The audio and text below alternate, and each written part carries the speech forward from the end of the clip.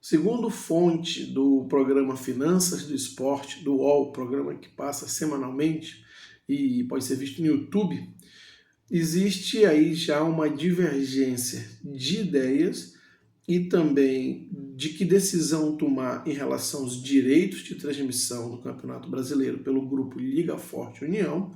E aí já não mais fonte, uma percepção minha, existe um alinhamento no discurso da Libra em relação justamente a pontos estratégicos e estruturais do futebol brasileiro. E isso pode ter um significativo impacto no futebol brasileiro, lá na frente, e também nas negociações do direito de transmissão agora pela Liga Forte União e o futuro desses dois blocos econômicos. É sobre isso que nós vamos falar. Agora, antes de seguir com esse vídeo, peço sua ajuda para que se inscreva no canal, é muito importante a sua inscrição, também é muito importante e relevante que você deixe o like aí, o like no vídeo, se você gostou, obviamente, se não gostou também pode deixar o dislike, mas aí comente o que você não gostou, na verdade, se você gostou do conteúdo, comente, se não concorda, comente também, o importante é interagir. E compartilhe esse vídeo com o maior número possível de pessoas. Voltando ao tema do vídeo, existe já, e aí segundo a fonte, como eu falei, é o programa Finanças do Esporte do UOL, existe já nos bastidores da Liga Forte União uma certa falta de alinhamento no que concerne aos direitos de transmissão e também aos propósitos iniciais desse grupo. Já existe uma divergência dentro do próprio grupo.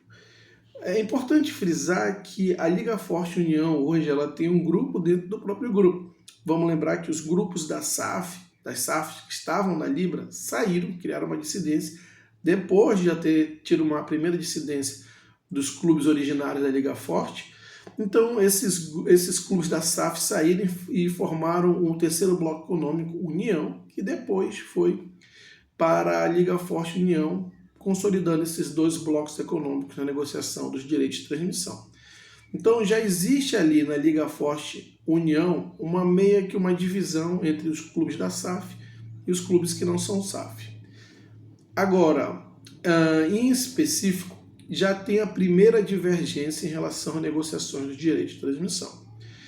Primeiro porque a Liga Forte União, ou alguns desses clubes, perceberam o quanto vão ficar para trás em relação aos clubes da Libra, tendo em vista que eles negociaram 20% dos seus direitos de transmissão com um grupo de investidores para os próximos 50 anos. Ou seja, nos próximos 50 anos, tudo que for negociado vai ser abatido e a diferença fica com os clubes da Liga Forte União. Vamos dizer, por exemplo, que o Internacional negocie os direitos de transmissão do Campeonato Brasileiro. Para o ano que vem ele vai receber 100 milhões de reais nas negociações, hipoteticamente falando, tá?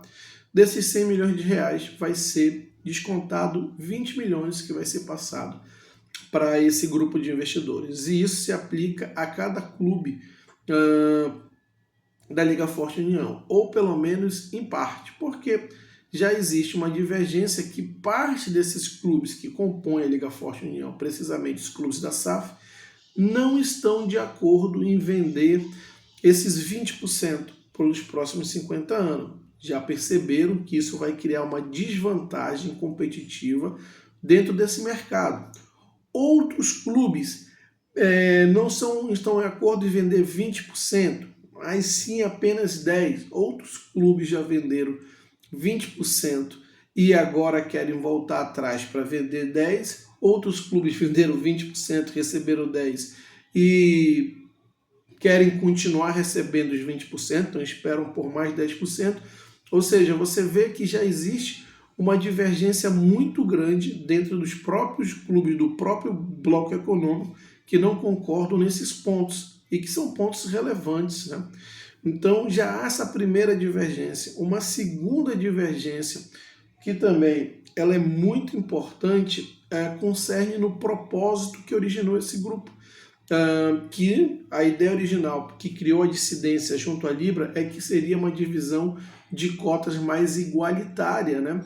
Tirando aquela garantia mínima que o Flamengo tinha direito. E aí depois eles aceitaram, tendo em vista que não estavam junto ao mercado negociar os valores que pretendiam arrecadar, eles aceitaram o Corinthians com a mesma garantia mínima que outrora eles refutaram lá na Libra, né? Saíram, criaram a dissidência dizendo que iam fazer isso porque não concordavam com a garantia mínima dada ao Flamengo, mas depois, quando o calo apertou, que eles tentaram ter a sua independência, viram que não iam conseguir, e até agora não conseguiram arrecadar o que havia sido originalmente proposto, recorreram ao Corinthians, porque o Flamengo já tinha fechado com a Globo, o Corinthians ainda não, e conseguiram trazer o Corinthians para o seu lado com a promessa de dar a garantia mínima. Garantia mínima agora que está colocando em risco a viabilidade desses acordos feitos para os outros clubes, né? Porque o valor que eles haviam estimado arrecadar não foi conseguido. E aí, alguns clubes estão questionando fortemente esse ponto, dizendo justamente isso. Poxa, mas se a gente saiu da Libra porque a gente não estava de acordo com essas garantias mínimas dadas ao Flamengo, que sentido faz a gente dar as mesmas garantias ao Corinthians, já que esse foi o motivo principal da dissidência? Então, esses dois pontos começam a criar uma divergência que pode culminar em algo mais importante, né? De repente, alguns clubes saírem desse bloco econômico, tentar negociar a parte. Vale dizer que alguns pacotes ainda não foram negociados, ou até mesmo alguns grupos, alguns times, se do ponto de vista jurídico ainda for possível, sair e se juntar à Libra. Se não, nesse contrato, lembre-se que o contrato tem validade de 5 anos, mas no próximo contrato fortalecendo ainda mais o grupo da Libra. E em contrapartida, o grupo da Libra vai num caminho oposto. Enquanto aqui na Liga Forte União você vê essas divergências, esses entendimentos contrários entre os clubes ou um bloco dentro de outro bloco, como eu citei há pouco, na Libra, aí já não é fonte, como eu disse, você repara um alinhamento no próprio discurso dos clubes. Se você reparar, Palmeiras, Flamengo e São Paulo, que são notoriamente os clubes mais fortes da Libra, que encabeçam, normalmente os outros vão seguindo, eles já começaram um discurso muito alinhado em relação a fair play financeiro. E as ações, inclusive, do São Paulo vão nesse sentido.